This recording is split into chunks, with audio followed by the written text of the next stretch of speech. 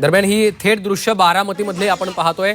बारामती पोटनिवडणुकीसाठी आज मतदान पार पडतंय आणि आपला मतदानाचा हक्क बजावण्यासाठी जय पवार सध्या मतदान केंद्रावर दाखल झालेले आहेत। थोड्याच वेळात आता मतदानाची वेळ संपणार आहे। अवघे काही मिनिटं उरलेले आहेत। 5 वाजेपर्यंत मतदान करता येणार आहे। बारामतीच्या या पोटनिवडणुकीकडे सर्वांचं लक्ष लागलेलं आहे। दुपारी 3 वाजेपर्यंतची मतदानाची आकडेवारी समोर आलेली आहे। 40% मतदानाची नोंद बारामतीमध्ये झालेली आहे। अजित पवार यांच्या दुःखद निधनाच्या नंतर बारामतीमध्ये ही पोटनिवडणूक होतीये आणि या पोटनिवडणुकीमध्ये सुनेत्रा पवार स्वतः निवडणुकीच्या मैदानामध्ये आहेत आणि आपला मतदानाचा हक्क बजावण्यासाठी सध्या जय पवार हे मतदान केंद्रावर दाखल झालेले आहेत। जय पवार हे मतदान करत असतानाची ही थेट दृश्य आपण पाहतोय। शेवटचे काही मिनिटं शिल्लक असतानाच जय पवार यांनी मतदान केंद्र गाठलेलं आहे आणि त्यांनी आपला आता मतदानाचा हक्क बजावलेला आहे।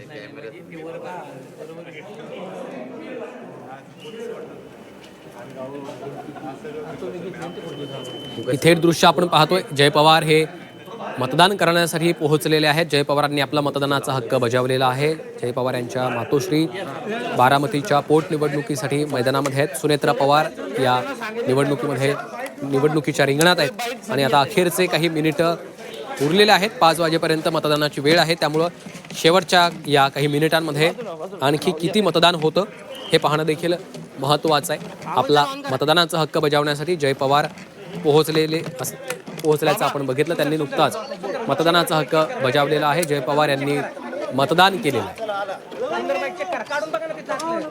तर शेवटचे काही मिनिटं बाकी असताना आता घडामोडींना वेग आल्याचं काहीसं चित्र आपल्याला पाहायला मिळतंय।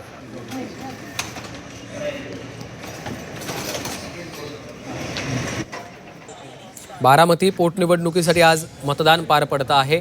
5 वाजेपर्यंत मतदानाची वेळ आहे, त्यामुळं शेवटच्या काही मिनिटांमध्ये आता मतदान आणखी वाढण्याची शक्यता आहे।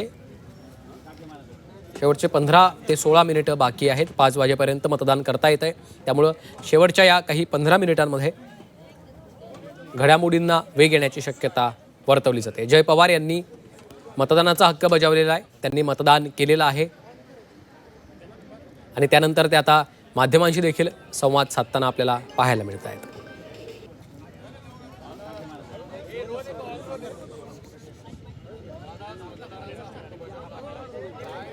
जय पवार यांच्या एका वक्तव्याची देखील या निवडणुकीमध्ये प्रचंड चर्चा झालेली आहे, त्यावर देखील ते आता काय स्पष्टीकरण देतात हे पाहावं लागेल। ही थेट दृश्य तर मनात आशा आहेत की खरंच कधी वाटलं नव्हतं की दादा नसताना असं मतदानासाठी समोर जायला लागेल। मनात दादांचेच आठवण आहेत सगळीकडे जाताना। प्रतिसाद पण लोकांचा चांगला दिसतोय आणि आता दुपारनंतर मला बूथवरनं कॉल्स येतात की भरपूर लोक तसं मतदान आता चालू आहे। मला वाटतं ॲव्हरेज 60% मतदान आतापर्यंत झालंय। सकाळी दादा तुम्ही वक्तव्य केलेलं होतं की 2029ला तुम्ही लढावा असं कार्यकर्त्यांची इच्छा आहे। त्याच्यावरनं रोहित पवारांनी सुद्धा विधान केलेलं आहे। योगेंद्र पवार म्हणतात की आजचा दिवस त्या गोष्टीवर बोलण्यासारखा नाहीये, म्हणजे मतमतांतर पवार कुटुंबियात पाहायला मिळतात। तुम्ही अजूनही तुमच्या वक्तव्यावर ठाम आहात? नाही, हे बघा, मी सकाळी जे बोललो त्याचा उल्लेख तुम्ही चुकीचा घेतला। मी बोललो ही मागणी आमच्या लोकांची आहे। मी सारखं बोलत आलोय की मला पक्षासाठी काम करायचं, एक छोटा कार्यकर्ता म्हणून काम करायचं आणि जर ही लोकांची जर एक इच्छा असेल की 29 ला मी उमेदवारी घ्यावं, ती त्यांची इच्छा आहे। माझी इच्छा आहे की मी सगळ्यांबरोबर काम करावं।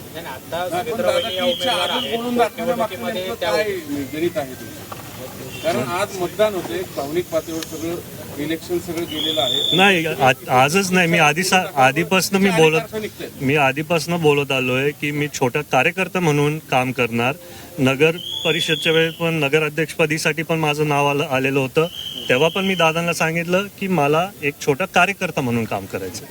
असं काही आहे का उद्या विलीनीकरण झालं तर मग आधीच आपलं एक जागा बुक करून ठेवावी? कारण बरेच दावेदार आहेत, तुमच्या पिढीतले 4 दावेदार आहेत बारामतीसाठी दादांच्या पाठी। मला वाटते की तो हक्क तुम्हाला नाही निर्णय घ्यायचा, तो आमचा हक्क आहे। मी तेच बोलतोय, तुम्ही बोलताय 4 द्या, ते तुम्ही बोलताय, मी काय बोलतो? नाही ते दिसतात रिएक्शन आले म्हणून रिॲक्शन आले कारण रोहित दादा काहीतरी बोललेत, युगेंद्र दादा काय बोलले की आम्ही आधीच्या काळात पण असं नव्हतं लढायला पाहिजे, त्यांनी त्यांचं इच्छा तिथं वक्तव्य सांगितलं. मला पण तसं वाटतं की कुटुंब म्हणून आम्ही एकत्र राहायला पाहिजे. मी सारखं ते बोलत आलो, तुम्ही बघितलं पण असेल.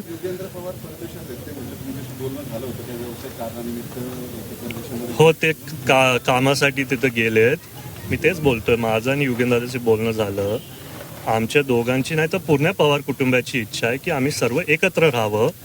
29 मध्ये रोहित दादा बोलले पवार विरुद्ध पवार असं होणार, तशी आमची कोणाची ही इच्छा नाही. म्हणजे विलिनीकरण होणार ते मी नाही सांगू शकत, ते पक्षातले वरिष्ठ नेते, दोन्ही पक्षातले वरिष्ठ नेते निर्णय घेतील. दादा विक्रमी मताधिक्याने सुनील येथील असा अंदाज आहे 19%. तुमचं काय आहे? सकाळी जेव्हा आम्ही बूट टू बूट गावागावी जात होतो तेव्हा प्रतिसाद चांगला होता, पण दुपारची थोडं कमी झालं आणि मग नंतर 4 नंतर परत तो वाढत गेला. तर आता मला कळते 60% पर्यंत झाला असेल तर 2 लाख पर्यंत तरी पोचायला पाहिजे. म्हणजे नवीन विक्रम होणार. तो विक्रम होणार आणि विक्रम वहिनी आणि दादांचा एकत्रित होणार. श्रीनिवास बापू म्हटलेले आहेत की 2029ला सुनेत्रा वहिनी माघार घेतील आणि जय दादाला पुढे करतील 2029 विधानसभा. नाही, मी तेच तुम्हाला सांगतोय, ते श्रीनिवास काका बोलले असतील. माझ्या मनात इच्छा तशी नाही आहे. माझ्या मनात इच्छा आहे कार्यकर्ता म्हणून पक्षातल्या सर्वच सहकाऱ्यांची तिथं मदत करायची, एकमेकांबरोबर काम करायचं आणि बारामतीचे जे आमचं कुटुंब आहे त्यांच्यासाठी मी सारखं सांगत आलोय की मी त्यांच्यासाठी काम करणं जसे दादा करायचे. दादा साहेबांची तब्येत कशी आहे? तुमचं काही बोलणं झालंय का साहेबांचं? नाही, माझं रेवतीशी बोलणं झालं. आजोबांचं डिस्चार्ज झालं आणि आजोबा आता रॉयल स्टोनला सिल्वर ओकला आहेत.